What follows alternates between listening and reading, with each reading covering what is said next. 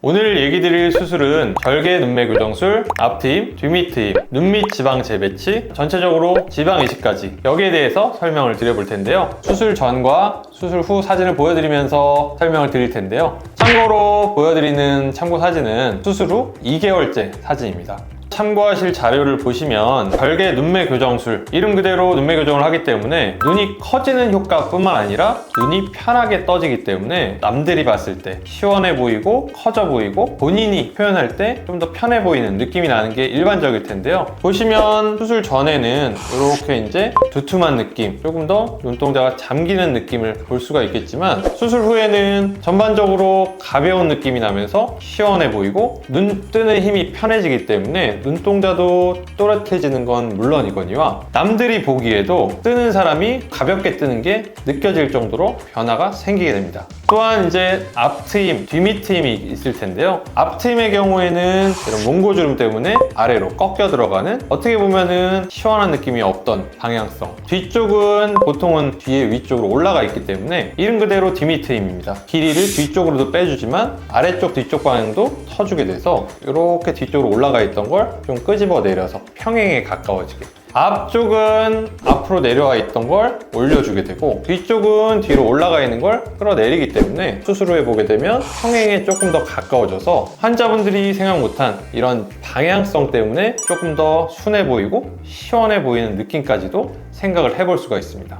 다음은 제가 설명드린 수술들의 회복 과정에 대해서 설명을 드리겠는데요. 눈 같은 경우에는 절개 눈매 교정술을 했기 때문에 당연히 위쪽으로 실밥들이 있겠죠. 그리고 전반적으로 붓기가 수술 다음날 가장 많이 올라오기 때문에 저희가 만든 이런 쌍꺼풀보다는 뭔가 통통해 보이고 좀 어색한 느낌도 이미 올라오기 시작했을 거고요. 또 한 가지는 눈매 교정술을 시행을 했지만 아주 강하게 과교정을 한 게 아니기 때문에 붓기나 이런 것 때문에 눈매 교정술이 반영이 좀 덜 된 느낌을 확인을 할 수가 있습니다. 또한 앞트임과 뒷트임을 했기 때문에 앞쪽 뒤쪽도 실밥을 확인을 할 수가 있겠고요. 특히 멍 같은 경우에는 아직은 안 올라오지만 하루가 지나면 멍이 올라오는 경우도 있기 때문에 꼭 하루째 없다 그래도 추후에도 생길 수 있다는 것도 알고 계시면 좋을 것 같습니다. 또한 눈 아래쪽에는 눈밑 지방 재배치를 하였기 때문에 이런 불룩한 거는 사라진 거를 확인을 벌써 할 수가 있지만 전반적으로 붓기 때문에 부한 느낌, 퉁퉁 이런 느낌이 확인이 될 텐데요. 이거는 이제 붓기가 빠지면 다시 가라앉아서 원했던 결과를 좀 확인을 할 수가 있을 텐데 이분 같은 경우에는 보통 한 일주일에서 열흘이면 붓기가 빠질 걸 예상을 할 수가 있습니다. 또한 이분은 전반적으로 지방 이식을 하였기 때문에 이마라든지 옆볼, 앞볼, 팔자 부위가 붓기가 있는 걸 확인을 할 수가 있겠고요. 보통은 지방 이식이라는 게 이제 생착률이라는 게 있어서 흡수되는 부분이 일정 부분 있기 때문에 조금 더 과한 느낌이 나게 이식을 하는 게 일반적입니다. 환자분들이 대부분 이제 걱정을 하시지만 이게 이제 붓기도 빠질 거고 저희가 이식해 놓은 지방도 거의 반 가까이는 흡수가 되기 때문에 처음에 과하다고 걱정하실 필요는 없습니다. 구독.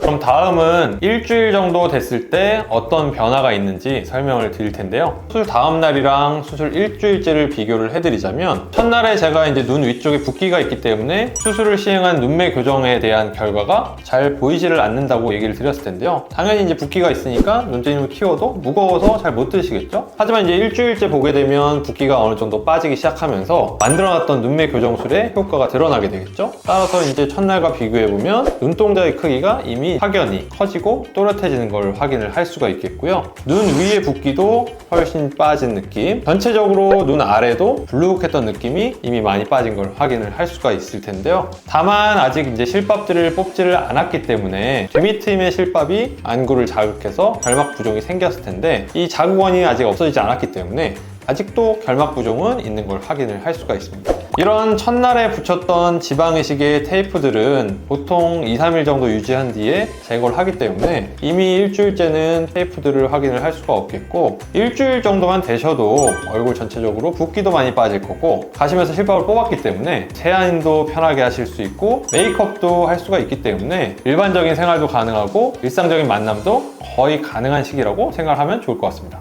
자, 다음은 수술 후 한 달째 경과 사진인데요. 일단 지방 이식한 부위들을 보면 다 생착될 것들이 정리가 되어 있기 때문에 빵빵한 어색한 느낌이라든지 멍 같은 것들은 이미 다 사라졌고요. 수술 전과 비교를 해보면 굴곡들이 많이 사라져서 자연스럽게 좀 정돈된 느낌 확인할 수가 있습니다. 또한 눈 주변에서 보면 앞쪽이라든지 뒤쪽 부분의 트임은 이미 이제 마무리가 되어 있기 때문에 굉장히 자연스러워지고, 눈밑 지방 재배치가 일주일째 보면 아직 붓기도 살짝 있어서 좀 빵빵한 느낌, 멍도 있기 때문에 좀 누르스름한 느낌, 이런 것들이 한 달째 되면 뭐 당연히 붓기도 싹 빠지고 멍 색깔도 싹 빠지기 때문에 훨씬 환한 느낌, 게다가 평평하기 때문에 피곤해 보이고 나이가 들어 보이는 부분이 한 달이면 이미 말끔하게 해소된 걸 확인을 할 수가 있습니다.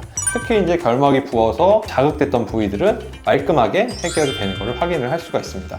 다만 쌍꺼풀의 경우에는 눈꺼풀 피부가 굉장히 얇기 때문에 잔붓기는 한 달째도 아직 남아있을 수가 있고, 이 붓기마저도 이후에 이제 한두 달이면 해결이 되기 때문에 특별히 걱정을 안 하셔도 될 것 같습니다.